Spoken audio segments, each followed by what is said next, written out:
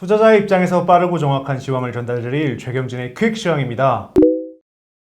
내일 투자에 도움이 될 수 있는 질문들 많이 드리도록 하겠습니다. 어제 말씀대로 FOMC 이후 미국 증시는 상승으로 마감을 했어요. 앞으로 전망을 어떻게 보시는지 궁금합니다. 어제 예상한 대로 미국 시장이 많이 안 빠질 거라고 제가 말씀을 드렸는데 다행히 또 올랐습니다. FOMC에서 회의를 하고 기자회견을 했었는데요. 일단 미국의 성장률 전망치가 4.2에서 6.5로 올랐고요. 그리고 물가 전망치는 1.8에서 2.4로 올리고 실업률은 5%에서 4.5%로 떨어질 거라고 그렇게 얘기를 했습니다. 그리고 의장이 임금이 올랐는데 그 임금을 그 기업들이 제품 가격에 반영하지 않았기 때문에 아직 물가 상승이 시작되지 않았다. 그래서 지금 테이퍼링을 논할 때가 아니다. 라고 얘기를 했고요. 그리고 국채금리 최근에 상승하는 거를 기자가 질문했는데 그거는 금융시장의 무질서한 현상이라고 거의 무시하는 태도를 보였고, 그리고 지금 금융시장은 안정적이기 때문에 상당히 좋다라고 얘기를 했습니다. 그리고 중요한 내용의 질문이 있었는데 은행들이 그 위험 자산을 투자하기 위해서는 자기 자본 비율을 일정한 수준으로 맞춰야 되는데 그거를 지금 해제를 해둔 상태거든요.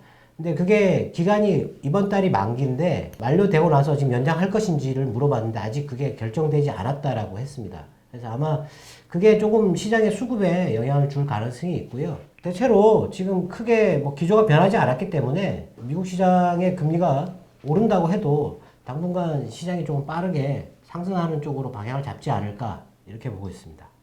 한국은행은 FOMC 회의 결과가 예상에 부합한다. 하지만 시장 변동성이 커질 수 있다라고 언급을 했는데요. 이렇게 경계하는 이유가 무엇인지 궁금합니다. 어제 브라질의 그 기준금리가 2%였는데 2.75%로 인상을 했습니다. 이제 이머징 시장에서 금리를 올리기 시작하는 거고요. 그리고 어제 러시아 시장은 그 마이너스 3.8% 급락했는데요. 어제 나온 그 러시아의 생산자 물가 지수가 10.7% 급등했습니다. 물론 뭐 러시아가 최근에 정치적인 이슈 때문에 유럽도 그렇고 미국에서 제재를 한다고 했으니까 그거 영향도 있겠지만 생산자 물가지수 최근에 발표된 것 중에서 러시아가 최고치를 기록을 한 거죠. 지금 이제 신흥국들 같은 경우는 지금 물가가 올라가는 것 때문에 지금 금리를 인상하기 시작했는데요. 한국은행에서도 지금 금리 인상 압박을 받는 거죠. 우리나라 기준금리는 지금 0.5% 되는데 지금 시장금리는 2.1, 오늘 2.15를 기록을 했고, 오늘 그 미국채 시장 금리도 지금 1.667 정도였습니다. 격차가 이제 얼마 남지 않았죠. 이렇게 되면 우리나라 국채를 팔고 미국채를 사는 움직임이 나올 수 있거든요. 그걸 막아야 되니까 한국은행은 금리를 올릴 수밖에 없는데, 지금 우리나라 경제가 좋은 상황이 아닌데 금리를 올리게 되면 경기가 위축될 수 있고, 금리를 잘못 올리게 되면 물가가 더 빨리 뛸 수 있기 때문에 한국은행으로서는 지금 상당히 고민스러울 것 같습니다. 그래서 좀 경계하는 목소리가 커지지 않았나 이렇게 생각됩니다. 어제 말씀해주신 대로 이제 브라질 중앙은행이 기준금리를 상향을 했어요.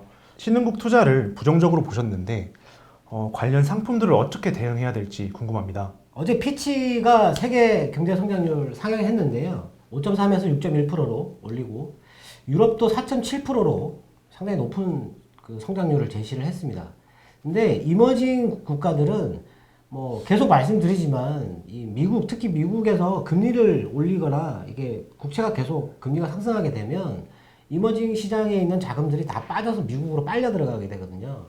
그렇게 되면서 이제 달러가 강세로 가게 되는데, 그렇게 되는 돈의 흐름이 그렇게 나온다면 지금 이머징 시장에서 투자를 하면 안 되겠죠. 당연히 그쪽에서 돈을 빨리 빼서 유럽이나 미국 쪽으로 옮기는 게 맞습니다. 그리고 지금 어제 같은 경우 이제 연준 회의가 끝나면서 우리나라 환율도 어제 대비해서 10원이나 떨어졌거든요. 달러가 소폭 약세를 기록을 했는데, 그러니까 금리를 안 올린다고 하니까 달러가 떨어졌는데, 뭐 그런 기회를 이용해가지고 뭐 이머징에 있는 자산은 빨리 미국이나 유럽 쪽으로, 제가 생각에는 미국이 제일 낫다고 생각하는데요. 미국 쪽으로 빨리 옮기는 게 좋습니다.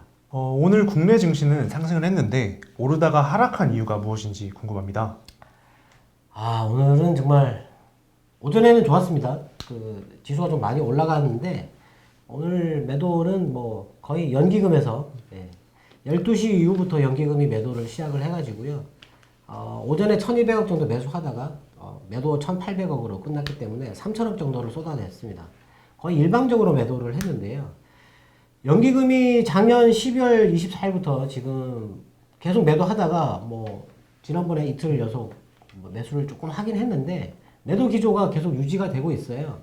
왜 매도를 하는지 정말 답답합니다. 정말 그 운영하시는 분한테 찾아가서 물어보고 싶어요. 왜 매도를 하는지. 비중을 줄인다고 하는데 연기금이 해외 부동산 쪽에 투자를 많이 했거든요. 그리고 해외 주식도 투자를 많이 했는데 지금 해외 부동산도 가격이 많이 올랐고요.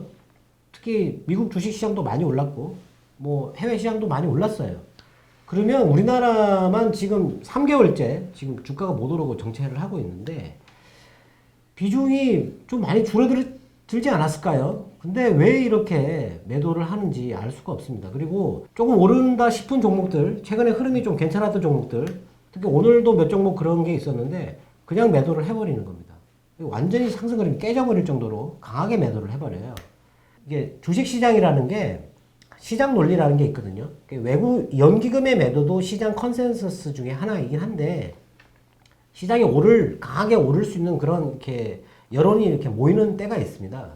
그럴 때 강하게 올라가게 되는데 예전에 미국에서도 그 시장이 한번 퀀텀 점프를 한 때가 있습니다. 상당히 많이 올라갈 때 그때 연금이죠. 미국의 501K라고 하는 연금. 그 연금에서 집중 매수를 하면서 올랐다. 그런 분석적인 내용이 있었거든요. 근데 우리나라도 지금 그런 그 퀀텀 점프를 할 수 있는 상황인데 연기금이 매도를 하고 있어요.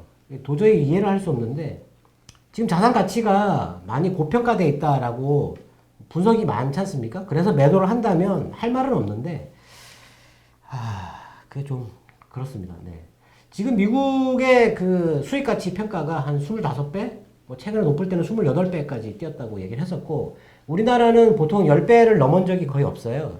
그 10년 평균 정도가 한 10배 정도, 10배 이하 한 9배 정도 수준인데 지금 한 12배, 13배 정도 되거든요. 근데 물론 미국과 이렇게 차이가 많이 나니까 더 올라갈 수 있다라고 볼 수도 있지만 예전과 비교해서는 우리나라가 지금 현재 좀 고평가되어 있다라고 보여지지만 연기금이 제발 좀 매수를 해줬으면 좋겠습니다. 오늘 배터리 관련 종목들은 이제 상승을 했는데요. BMW 발언의 영향일까요?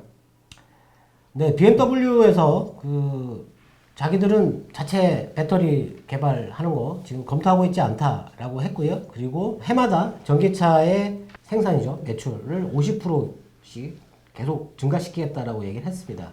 아무래도 뭐 BMW도 자동차를 많이 파는 대형 회사 중에 하나지 않습니까? 예. 그래서 그 영향이 있었던 것 같고요.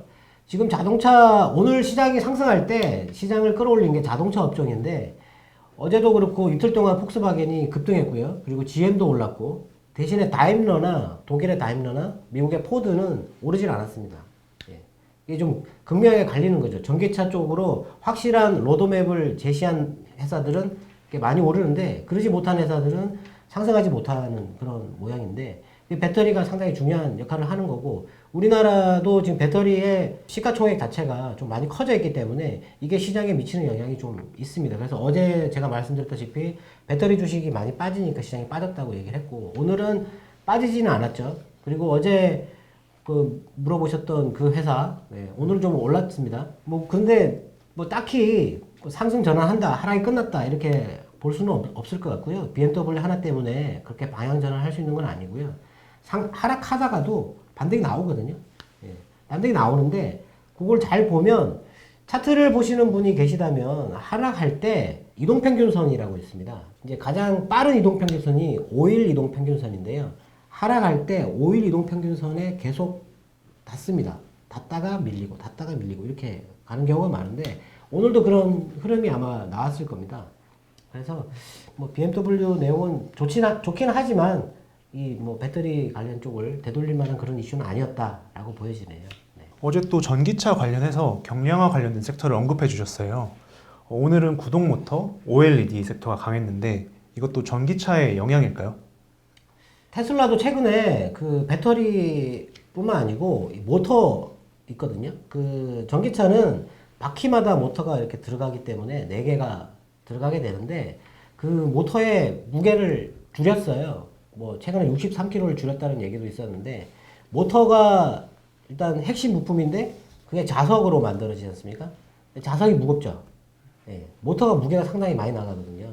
그래서 그 무게를 줄여야 되는데 그래서 뭐 모터 관련 주식들, 자석 관련 주식들 그런 것도 봐야 되고 그리고 최근에 나왔던 아우디의 이트로는 이 사이드 미러죠. 사이드 미러를 빼버리고 카메라를 달아가지고 이쪽에 그 디스플레이를 달았습니다. 그래서 이제 뭐 OLED 장착이 늘어나는 거 아니냐. 그리고 요즘에는 다 계기판이 전자 계기판이죠. 예, 디스플레이고. 그리고 디스플레이도 작은 게 아니고 이제는 또 크게 막 13인치 뭐 이런 게 달리고 그렇게 되죠. 그래서 디스플레이의 양이 늘어난다 뭐 이런 얘기도 있고 오늘 중국에서 그 소형 OLED 매출 비중이 10%를 넘었다 뭐 그런 얘기가 있었는데요. 뭐 OLED 같은 경우는 뭐 지금 TV 관련해서 OLED하고 지금 QLED 그다음에 뭐 미니 LED 뭐 이런 쪽으로 계속 나오고 있는데 그쪽으로 사람들이 집에 많이 있으니까 요즘에 TV를 많이 바꾸시거든요. 예. 그리고 TV가 또 많이 커지고 있잖아요. 예. 그래서 이제 그런 쪽으로 기대를 하는 것 같고 최근에 또 중국의 OLED 업체가 2조 정도 투자한다 뭐 이런 얘기가 있었기 때문에 그리고 애플도 OLED로 만든 아이패드를 내년에 출시하겠다고 했으니까 OLED 비중은 자꾸 증가하는 거겠죠. 그래서 그것 때문에 오는 게 아닌가 싶습니다. 이제 또 자동차 부분 수요가 회복되고 있다 이런 뉴스들이 많아요. 이제 그에 따라서 팔라듐 시세가 급등하고 있는데 이 원자재와 관련된 투자는 어떻게 생각하시는지 궁금합니다. 팔라듐은 급등은 하지 않았고요. 지난주에 한 11% 정도 올랐는데 연초 대비해서는 6% 정도 올랐고 로듐이 연초 대비해서 한 50% 정도 올랐습니다. 근데 이 처음 듣는 금속 재료죠. 네. 이런 것들이 어디에 들어가냐면 자동차 배기가스를 줄이는데 그런데 이렇게 들어가는 희귀금속이거든요. 근데 얼마 전에 나왔던 뉴스를 보면 그런 로듐을 대체하는 걸로 백금을 얘기를 했었어요. 그래서 백금도 올해 초에 대비해가지고 한 15% 정도 올랐거든요. 그래서 뭐 앞으로 이런 희귀금속에 대한 수요는 계속 증가할 거라고 보는데 이쪽으로 투자하는 거는 뭐 제 생각에는 뭐 우리나라는 달러를 쓰는 나라가 아니기 때문에 해외 자산에 대해서 특히 작년에 금이 급등할 때가 있었지 않습니까? 네. 금값 많이 오를 때 금을 사라고 막 그렇게 했었는데 실제로 금 투자해가지고 수익이 안 납니다. 왜 그러냐면 환율이 높거든요, 그때. 예. 금이 올라가는 시기가 있습니다. 근데 그때는 환율이 높아요. 근데 금이 떨어질 때 그때는 또 환율이 내려갑니다. 보통 이렇게 뭐 같이 가는 건 아니지만 대체적으로 경기 흐름과 환율이 금하고 이렇게 같이 움직이는 경우가 많기 때문에 우리나라에서 금을 투자를 하거나 아니면 원자재를 투자해서 수익을 내기에는 환율에서 환손실이 좀 발생하기 때문에 좀 어렵다고 봐야 되겠죠. 그래서 원자재 투자는 되도록이면 뭐 다른 거 살 게 많은데 굳이 원자재 살 필요 있을까 싶습니다. 최근 쿠팡과 로블록스가 상장을 했는데 이 기업 가치가 높아지는 회사들이 이제 있다고 해요. 이거와 관련해서 조금 투자 포인트로 봐야 할 그런 부분들이 있을까요? 쿠팡이 참 우리나라 주식 여러 개를 끌어올리고 있는데요. 우리나라에 있는 기업인데 뭐 저기 멀리 미국에 상장을 해가지고 가치가 뭐 100조 이렇게 되면서 우리나라의 비슷한 기업들이 너무 싸다 이렇게 평가를 하지 않습니까? 근데 저는 그거 같이 비교하면 안 되거든요.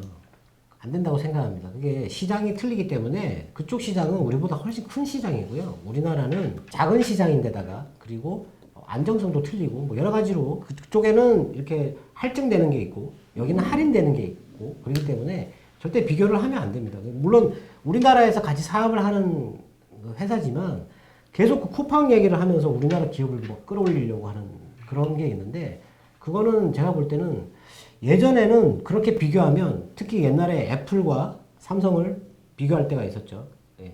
애플이 몇 조인데 삼성은 몇 조밖에 안 된다. 그래서 뭐 올라야 된다. 뭐 이런 얘기할 때. 그럴 때가 증시의 고점이었어요. 네. 증시를 끌어올리려고 하는 요인이 다 소진되면 갑자기 저쪽 먼 나라에 있는 주식을 끌고 와서 비교해가지고 끌어올리는 그런 경우가 있었습니다. 근데 지금은 그건 아닌데 쿠팡을 가지고 자꾸 우리나라 국내에 있는 기업하고 비교하면서 주가를 끌어올리려고 하는 그런 거는 제가 볼 때는 뭐 따라가면 안 될 것 같고요. 그리고 로블록스라고 하는 게임사가 이번에 상장하면서 오늘 보니까 420억 달러 정도 평가를 받는 것 같습니다. 그게 이제 메타버스라고 하는 최근 이슈와 맞물리면서 그쪽에 투자하고 있는 회사가 하나 있었죠. 근데 그 회사는 그 발표 나자마자 급락했습니다. 예. 왜 빠졌는지 모르겠는데 네. 빠졌는데 지금 우리나라에서도 그 로블록스와 같은 메타버스 관련주라고 해서 대형주 2개가 거론되고 있어요. 그게 오늘 많이 올랐는데 계속 그쪽에서 만들고 있는 그 제페토라고 하는 가상 아바타 앱이죠. 제가 보기에는 그게 엄청 중요한데요. 예전에 과거에 가상 아바타를 이용한 애니메이션 영화가 하나 있었어요. 일본에서 나온 영화였는데 상당히 재미가 있었습니다. 근데 미래에는 이 가상 아바타를 이용한 가상 세계에서 어떤 활동을 하고 현실 세계에서 내가 하지 못했던 거를 그쪽에서 뭔가를 할 수 있다라는 그런 욕구를 해소하는 그런 게 상당히 발전할 걸로 그렇게 보였었거든요. 근데 그거를 지금 국내 그 대형사 하나가 하고 있어요. 예. 그래서 그게 나오면 제 생각에는 물론 지금은 10대 이하 어린 친구들이 많이 하고 있는데 앞으로는 그게 많이 확장될 가능성이 있다고 보거든요. 예. 그리고 다른 대형사 하나도 뭐 이렇게 연예인들하고 같이 내가 가상 세계에서 만나서 뭐 이런 활동을 할 수 있다. 예. 그런 만족감을 줄 수 있는 그런 걸 만들 수 있거든요. 네. 그래서 그런 데고 있으니까 그게 뭐 멀지 않은 것 같고 조금 더 진행되면 가입자 수도 폭증해가지고 이제는 그게 유행이 될 수도 있고 뭐 그렇긴 한데 그거 외에 저는 그 대형사 2개가 아니고 어제 말씀드린 3개 다른 회사가 있거든요. 네. 그쪽을 관심을 보고 있는데 일단 그쪽은 제가 보기에는 괜찮은 것 같습니다. 네. 오늘도 투자자분들의 궁금증이 해소되었는지 모르겠네요. 오늘은 해소가 안 됐을 것 같습니다. 왜냐하면 매도가 연기금에서 나왔는데 연기금이 왜 매도하는지 저도 모르겠고 연기금은 알고 있는지 좀 확인을 못했으니까 조금 아쉽네요. 네. 내일은 더 좋은 내용 기대하면서 오늘 인사드리도록 하겠습니다. 지금까지 최경준의 퀵시황이었습니다. 감사합니다.